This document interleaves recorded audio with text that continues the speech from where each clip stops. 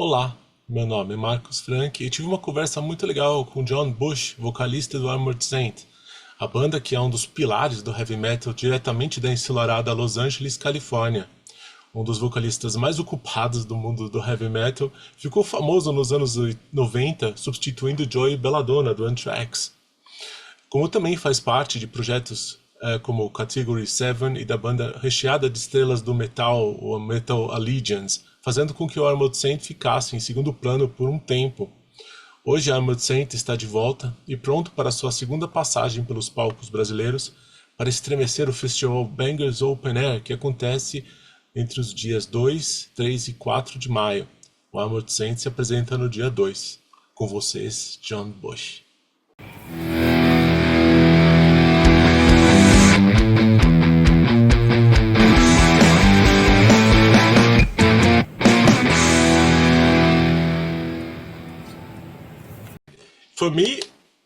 For me, it is an honor having a chat with you because you're one of my all-time favorite singers, Well, that's kind of you. Thank you.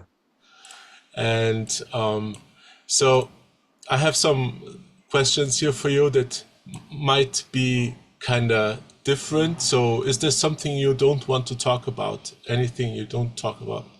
No, no, no. Different is good. Awesome. Sometimes interviews can be kind of redundant and boring, so I embrace difference. Awesome. So, for me, you are one of the best singers of all time, together with names like Rob Halford and Bruce Dickinson, especially with your reach of singing and your kind of vocal tuning to singing. How is it like? Do you hear that how you sing, or is it something that comes that natural? Is it something that you train to sing like this, or is it like something that is natural to you? Well, I've done some training through the years, mostly just for voice preservation. As you get older, it gets, this is more demanding. It's like an athlete, and you got to be fit. And obviously, the older you get, the more challenging it is to sing heavy metal music. It's very demanding.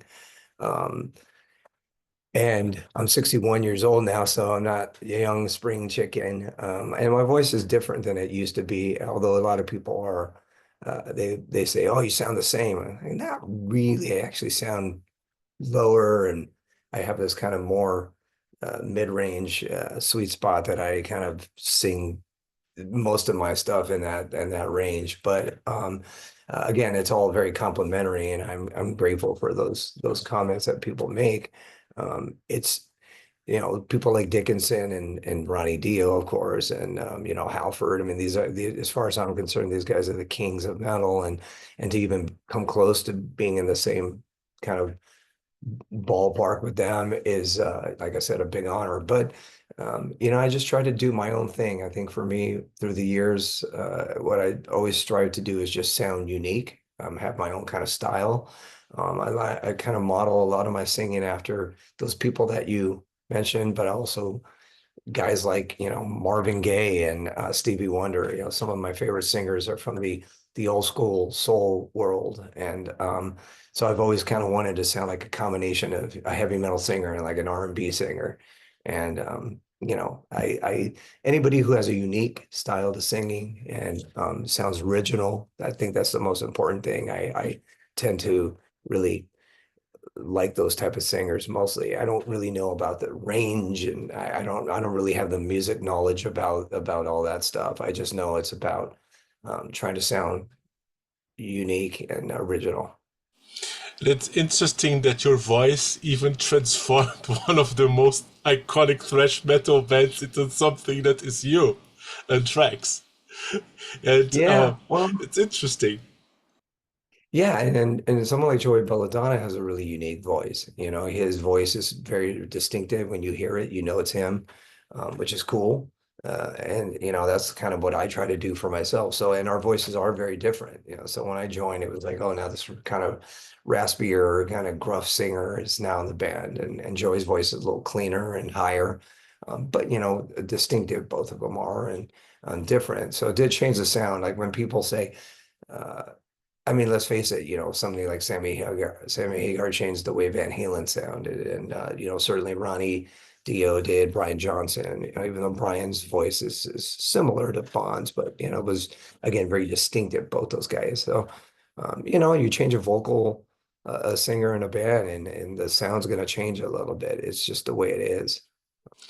And it is interesting that for me, Armored Saint is, and of course for everybody, Armored Saint is like a pillar of heavy metal in California. And it was interesting to have you change Armored Saint for an innovative band to be a vocalist at Anthrax. And after that, Armored Saint became a little bit smaller in the scene, even though it was like for me and for a lot of journalists that was like a pillar of heavy metal in California. Did you have that sensation as well that Armored Saint laid to rest was a mistake at some point? Well,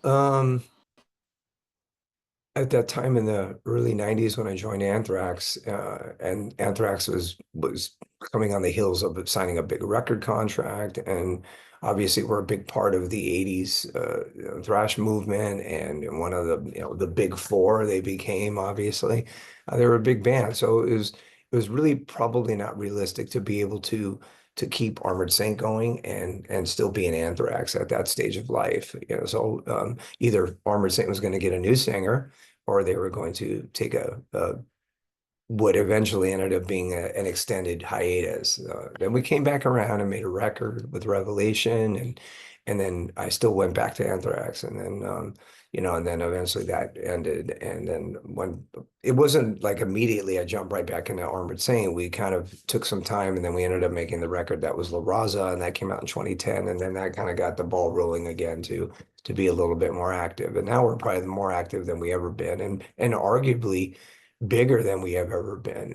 So, I mean, it's funny, like all these years later, I would probably say that Saint is maybe more popular than we were, with the exception of maybe 1984 and 1985 in our history. So, you don't know really, you can't kind of have a crystal ball and figure out how the future is going to go.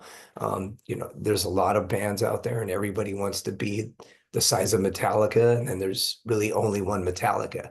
So, or Iron Maiden, so, everybody else is just kind of fighting for positioning a little bit here and there. And there's all these new groups, obviously. And, we're a legacy band at this point, from, the 80s. So we're always going to be associated with that time. I think Saint, we had a lot of high ambitions, and luckily we started when we were really young. So when we didn't get there, we still had a lot of time on our side. But I always say that Armored Saint kind of went through a little inferiority complex, because even though we were a powerful band, we weren't a thrash band. And then we were from the 80s Los Angeles scene, but we really weren't a hair metal band either. We were a little heavier than those bands were. So we kind of at times didn't fit in. And I think that kind of worked against us at times, because we really weren't part of both those trends. And both those things were trendy. It's just a fact. So it's just the way it was. I think in time it kind of allowed us to just figure out our own identity, and I think in the end that was the best thing. It was. It was good also that you refused to be the singer of Metallica at some point. Well, again, it just wasn't my fate, as they say, my destiny. I could never really imagine anybody being the front man of Metallica, let alone being the king of heavy metal singers like James. So it's just not how it was all supposed to pan out in the big world of heavy It's metal. it's good to have you at Armored Saint, and you're Thank coming you. to Brazil to play at Bangers Open Air, and I am excited to see you live because the last time you played here in São Paulo, it was awesome. You were everywhere. You were even on the bar singing Yeah, with I your remember fans. that. I remember that. Yeah, it was a great show, and it was our one and only show that we played Yes. in Brazil, and we also played in Argentina, and I think Lima and Santiago. So it was great to be there. Those first couple shows. As a matter of fact, I think some of the first shows I ever did when I joined Anthrax in 1992, and then the record came out in 93, was in South America.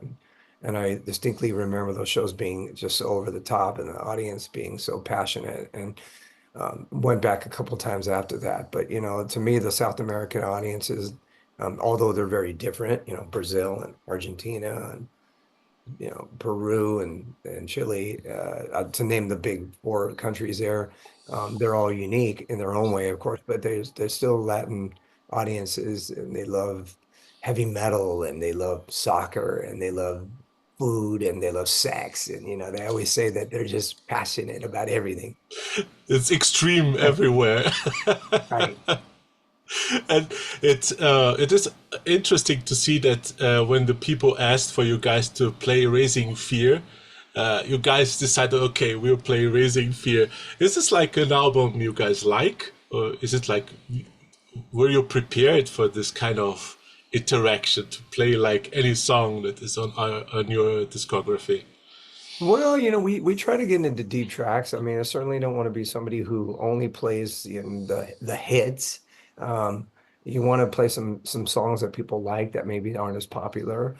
There's a you have to navigate that, and it has to be diplomatic in the way you do it, because you can't just play a bunch of deep tracks, because then people are like, where's the popular songs? And then if you play only those songs, I know I take it from the standpoint of me being a fan, because I am. And I look at set lists and I see what artists are playing, and I want to hear some deep tracks from some specific records. And you don't only want to hear the hits, and you certainly don't only want to hear the same set every time, because that just is very boring, and it's boring for us. And I think it's boring for the fan base. Now, granted, we haven't been to South America many times, so it's not like we've done a bunch of tours, and so we can say, oh, we can mix it up a lot, because this is only our second time playing Brazil in the history of the group. So I don't really, to this day, I still don't even know how long we're playing, actually. I'm hoping for at least like 50 minutes, but I don't know. We're trying to figure that out. But we haven't 50, even put a set together yet. 15 So minutes is a bit too 50, short. 50, 5 Oh, 0, 50 5 minutes. 0. Oh, okay. Yeah. But yeah, I'm excited to be down there. I think it's going to be a great show. And like I said, we're pumped up to come to Brazil again. And will this proximity with the audience be as close as it was in a small venue, or will you do some crazy as dive into the crowd, or will it be like more safe on You stage? know, I don't know. I think we're just going to have to roll with it and feel the vibe of what's going on. And I don't know what. I think there's two stages to my knowledge, from Yes, what I one heard. beside the other. Yeah. Yeah. So, and there's some popular bands that are going to be playing there, so it's going to be competitive, but it's going to be a fun competition, I think. And yeah, we're just excited to play. Hopefully, we'll go out there, and people will know the material, and embrace us, and we'll just go and have a good time. And again, just Brazil is it's such a fun, vivacious country that it's kind of hard to not have a good time there. And like I said, we're really excited and eager to come and play a festival. So. Yeah, it will be awesome to see you guys here in Brazil. And is there like a message you want to send to the fans? This is like my last question for this interview. Yeah, just come see Armored Saint play. If you know the tunes, come sing along. I saw when the last time I was in Brazil was a show I did with the Metal Allegiance guys, and we played Rock in Rio, which is over the top, spectacular. And I remember standing in the crowd. We kind of all went to they allowed us to go into the crowd to watch Iron Maiden, which is like a religious experience, as you know. It And is. standing there, we were standing right next to Post Malone, and he was watching them. And then his dad was there, and he was talking to us. And his dad is like a old school metalhead, and he was like, "I told my son, you got to come see Iron Maiden. You got to watch them." And Post Malone was standing there, and he was just intently, really just watching and really taking it all in. And I thought that was really cool, because here's a guy who's, that's not really his musical style, from what he does. But he knew that he needed to pay attention, and it was pretty funny. It was a real surreal moment watching Maiden and the crowd being just so insane, and then Post Malone, and it was funny. So yeah, I'm excited to be back in Brazil, and hopefully I'll get a little time to look around a little bit in Sao Paulo. We're only there for a couple days, but it's going to be a fun trip. And thanks to all the Brazilian fans for all the support through the years. And send also a message to their kids, because kids until they are 10 years old, they don't pay entrance. So Oh, the kids are now welcome when their dads bring their kids. They are now allowed to get in without them to pay for the ticket. oh, that's So, funny. I didn't know that. So how many people are we expecting at the festival? Any idea? Like approximately? oh, it's a lot, like 15,000 per day. 15,000? Okay, cool. Well, we're excited to play. It's going to be great. It's going to be a lot of Yeah. fun. Thank you so much, John, for your time. Oh, thank you, And Marcus. Who's a symbol of